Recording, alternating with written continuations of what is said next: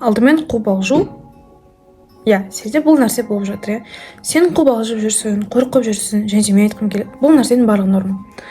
Бұл нәрсеге барлығы қобалжиды, өйткені бұл алғаш рет сендердің өмірлерінде болайын деп жатқан маңызды қадамдардың бірі. Қаңтар боты жақындап қалды, сендердің іштерінде уайым бар. Тіпті жақсы оқитын болсын, мықты оқитын барлығын қазір уайымдап жүрсіңдер.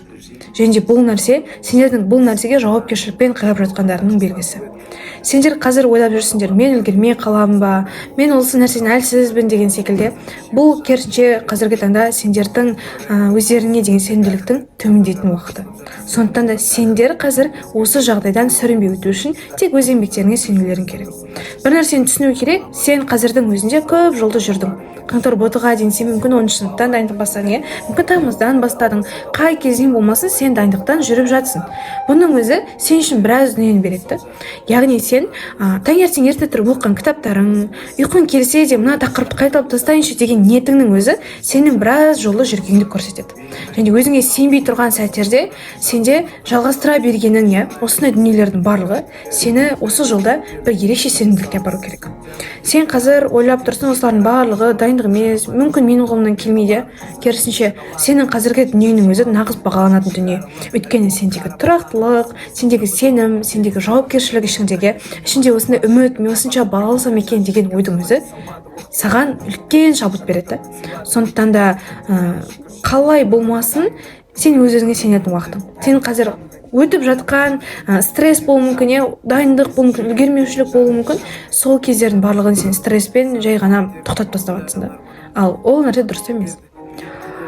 Боты сенің құныңды анықтайтын емтихан емес, біріншіден. Екіншіден, тем более қаңтар боты, ол маңызды емес, бірақ ол мүмкіндік. Ол алғашқы мүмкіндік. Ол сенің А точкаң деп алайықшы. Ол сенің нағыз ұбытыдан қанша жинайтыныңа бір белгілі 1%-пен көмектеседі. Сондықтан өзіңе тым қатал болудың керек жоқ. Қазірдің өзіне мен осылай істеуім керек, 10 балды алып тастауым керек деп айтуым мүмкін. Ол сені тек шабыттандыратын дүние болу керек та.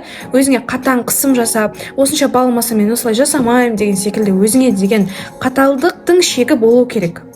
Мысалы, сендердің ойларына қазір мүмкін мен 130 плюс алып тастауым керек, 120 алып тастауым керек. Жарайды, ол болады. Бірақ та бірінші ол үшін сендер өздеріңе сену керексіңдерді, еңбекке сену керексіңдерді. Сол үшін бір күн өтпей қалса өзіңді жеудің керегі жоқ. Дайындығыңа үлгермей жатсаң, жай ғана фокусты дұрыс бөлгеніңді ғана қадағалауың керек. Қазірден бастап тыныш дайындалу өте маңызды. Мысалы, қазірдің өзінде 34 күнде қалды ма?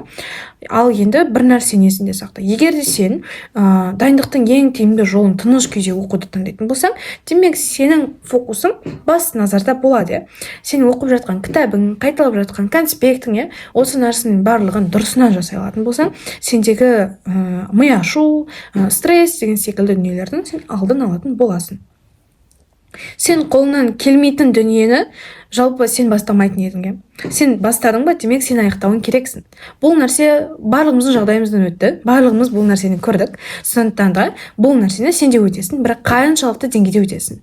Сен мықты қылып өту де өз қолыңда, жеңіл өту де өз қолыңда, және де бәрібір болып өту өз қолыңда.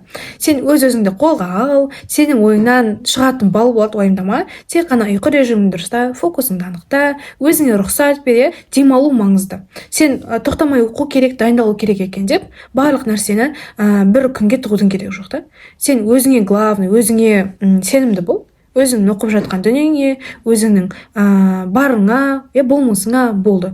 Осындай дүниелердің өзі көп адамның сенімділігін арттырады.